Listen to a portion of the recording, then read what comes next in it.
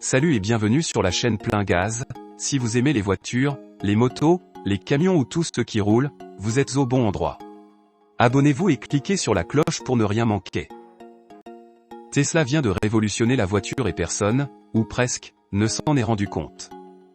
Le Cybertruck est la nouvelle voiture électrique de la firme américaine. Elle apporte énormément de nouveautés et révolutions, recharge ultra rapide 800 volts, 48 volts, steer-by-wire, power-share, réseau Ethernet décentralisé, prolongateur d'autonomie électrique, etc.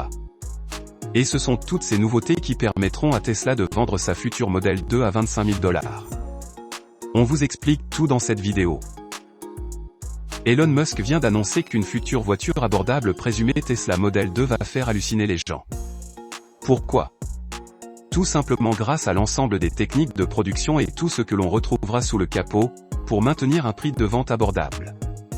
Le patron de Tesla vise les $25 000 pour cette future voiture électrique qui ne s'appellera d'ailleurs peut-être pas Model 2.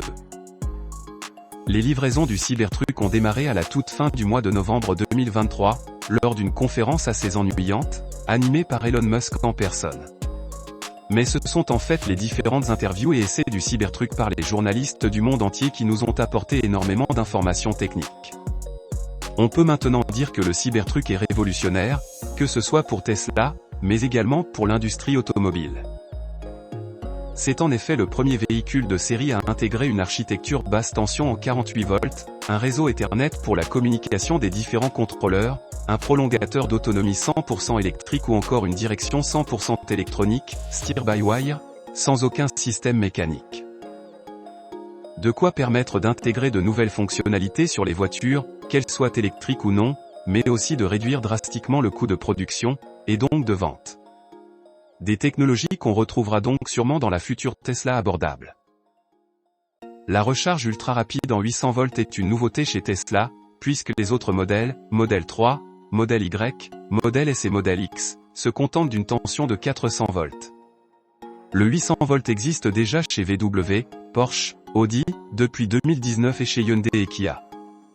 Cela permet de réduire le temps de recharge puisque Tesla annonce qu'il est possible de remplir la batterie de 15 à 85% en 18 minutes environ. Soit approximativement 5 à 10 minutes de moins que les autres Tesla. Exception faite de la Model Y produite à Berlin avec une batterie BYD qui peut réaliser l'exercice en 21 minutes environ, en 400 volts.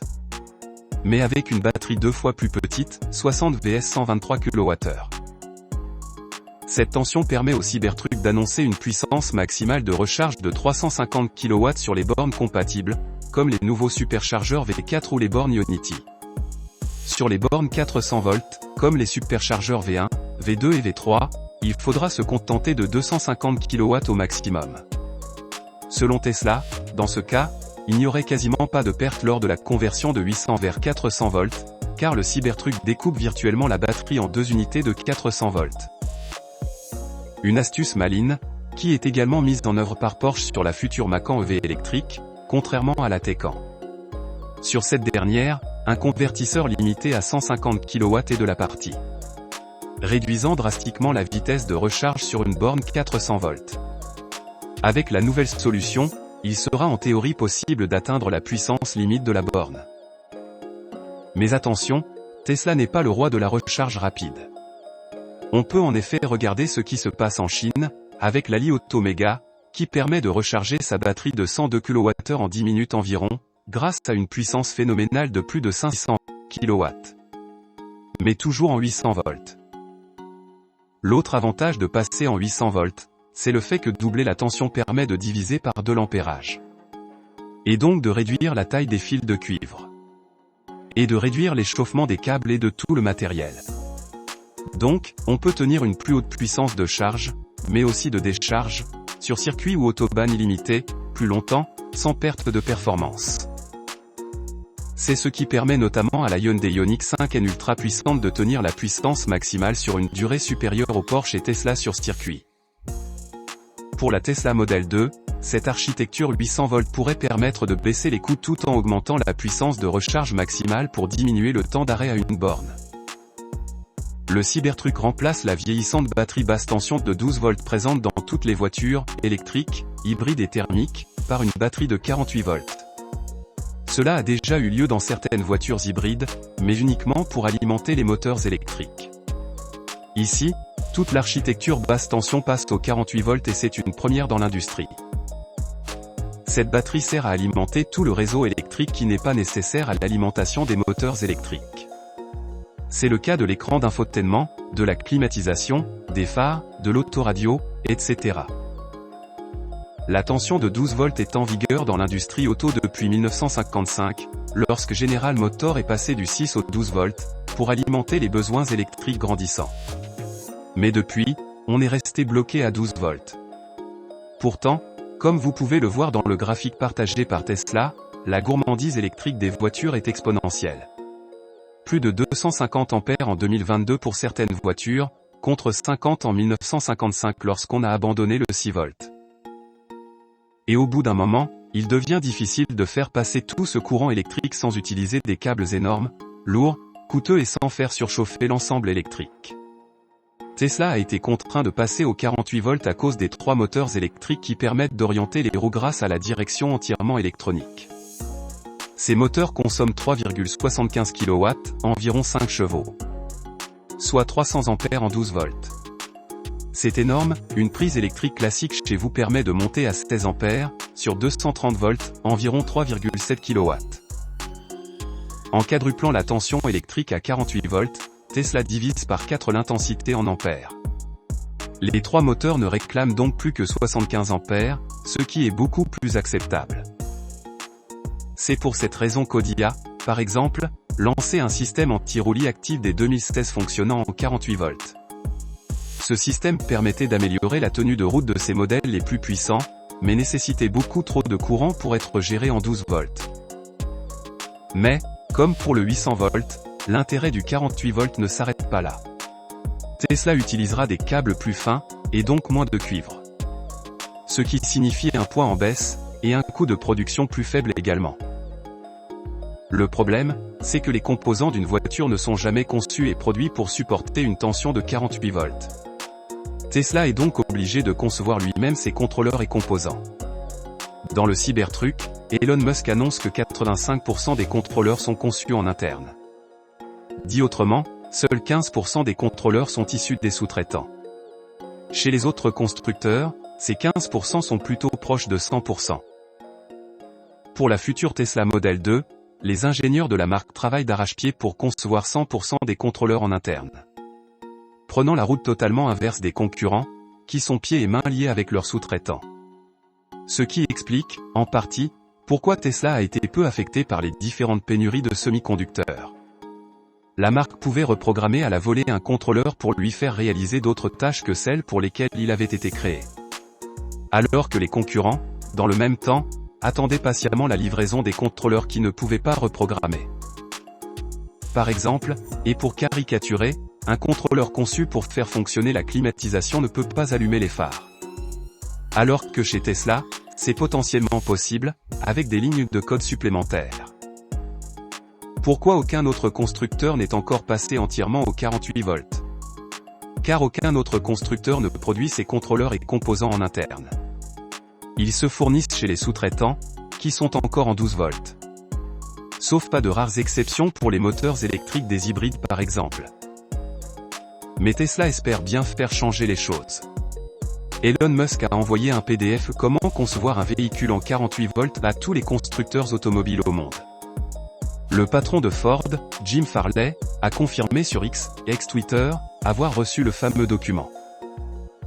On imagine que Tesla espère ainsi que les sous-traitants pourront, eux aussi, passer aux 48 volts, afin de pouvoir faire diminuer les coûts sur ce genre de composants.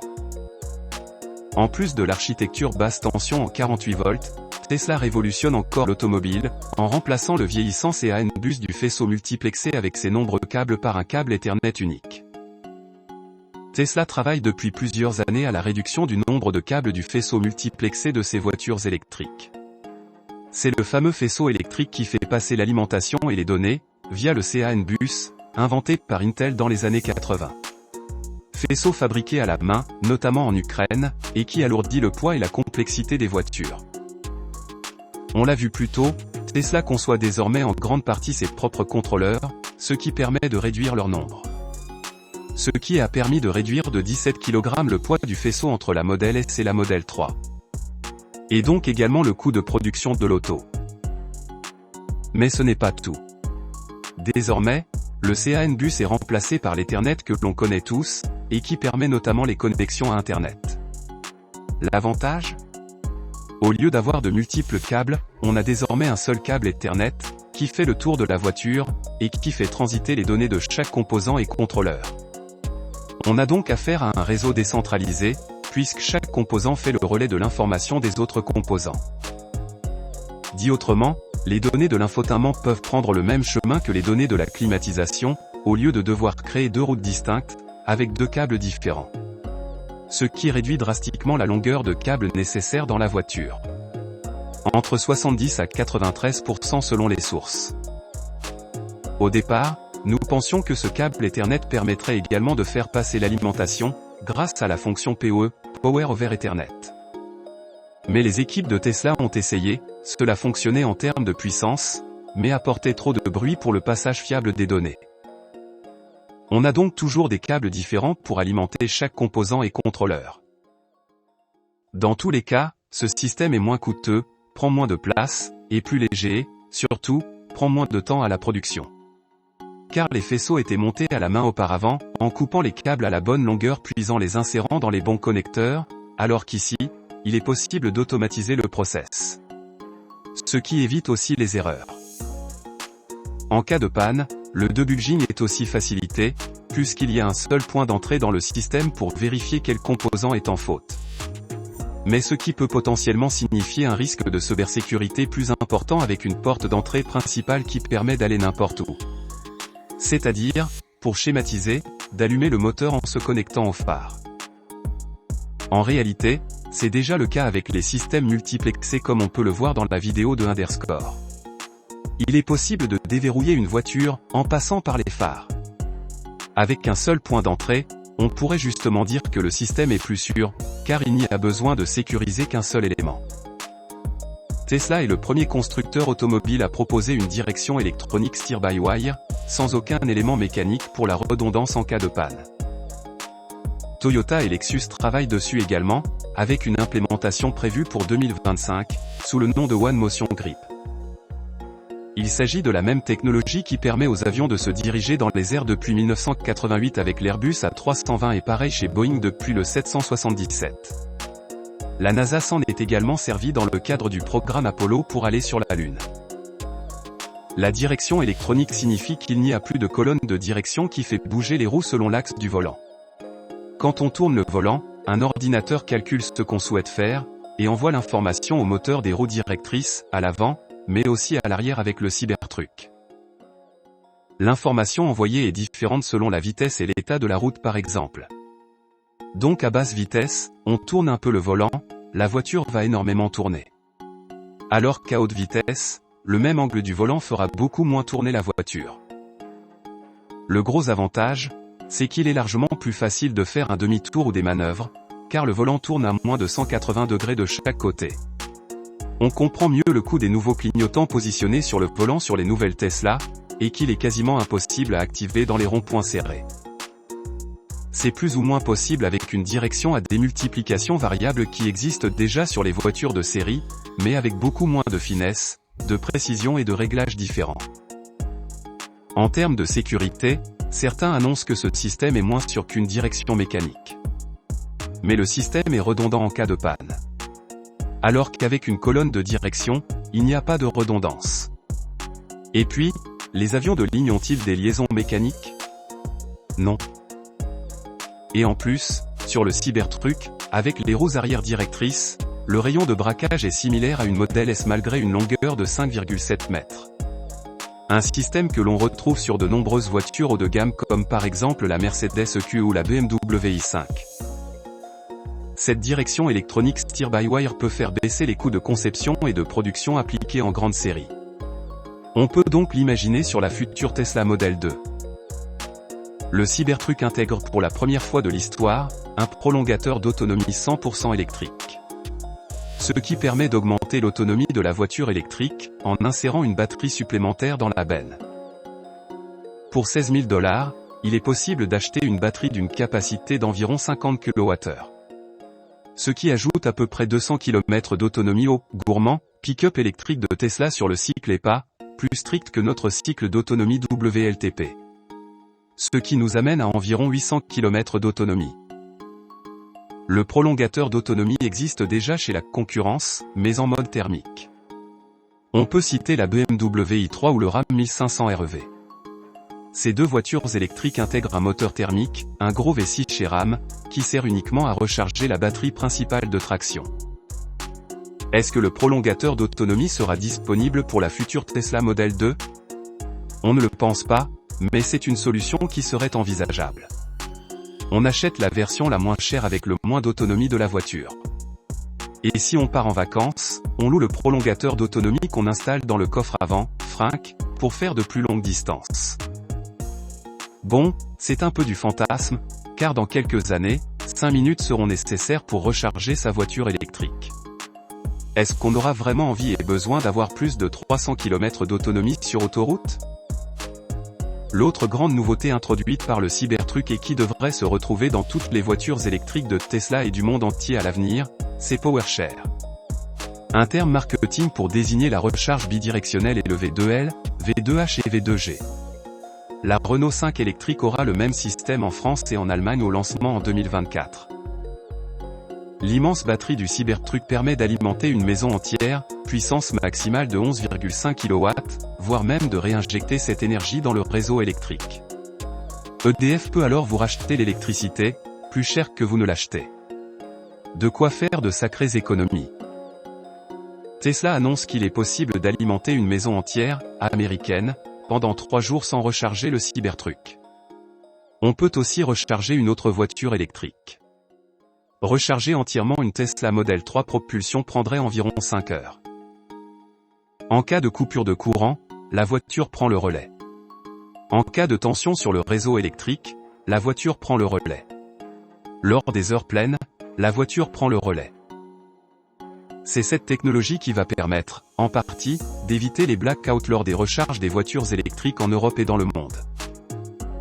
Tesla a dû créer un nouvel alliage en acier pour ne pas avoir de corrosion, avoir suffisamment de résistance. Ils ont même inventé un nouvel outil pour pouvoir plier les panneaux de carrosserie avec de l'air pulsé, sans avoir à les toucher.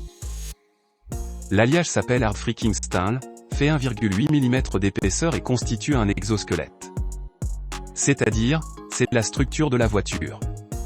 Ultra résistant, aux balles de pistolet et mitraillettes, mais aussi en cas d'accident. Le châssis est fait de 2 parties uniquement, contre plus de 370 sur les autres voitures, sur laquelle on vient insérer la batterie au milieu. Excellent centre de gravité et excellente résistance, par exemple dans les virages, le châssis ne se tord pas. Autant de résistance à la torsion qu'une supercar. Certaines Tesla Model Y sont déjà équipées de cette structure en 2 parties, ce qui réduit drastiquement les coûts de production. En cas d'accident, on ne sait pas encore si c'est plus coûteux, comme le relèvent certaines études, ou au contraire, moins coûteux, comme semble le penser Tesla. Petit bonus, les vitrages du Cybertruck sont en Gorilla Glass, comme sur les smartphones, mais en plus résistants, qui permet d'atténuer les bruits et qui sont incassables en résistant à un impact de balle de baseball lancé à 113 km/h. Ou presque. Ce qu'on retrouvera réellement sur la Tesla Model 2. Il est clair qu'une partie seulement de ces technologies devrait se retrouver dans la future voiture électrique abordable de Tesla, que beaucoup appellent déjà Model 2. Certaines technologies resteront sûrement l'apanage des modèles les plus haut de gamme, à l'image des roues arrière directrices, de la structure en acier ou encore du prolongateur d'autonomie. Mais selon nous, le 48 volts, le 800 volts, le PowerShare, la direction électronique steer-by-wire, le réseau Ethernet décentralisé et le châssis en 2 parties se retrouveront bien dans la future Tesla à $25 000. La production de cette future voiture électrique commencera à se faire à l'usine d'Austin au Texas. On ne sait pas encore quand. Elle sera également produite dans la future Gigafactory de Mexico au Mexique. Salut et bienvenue sur la chaîne Plein Gaz. Si vous aimez les voitures, les motos, les camions ou tout ce qui roule, vous êtes au bon endroit. Abonnez-vous et cliquez sur la cloche pour ne rien manquer.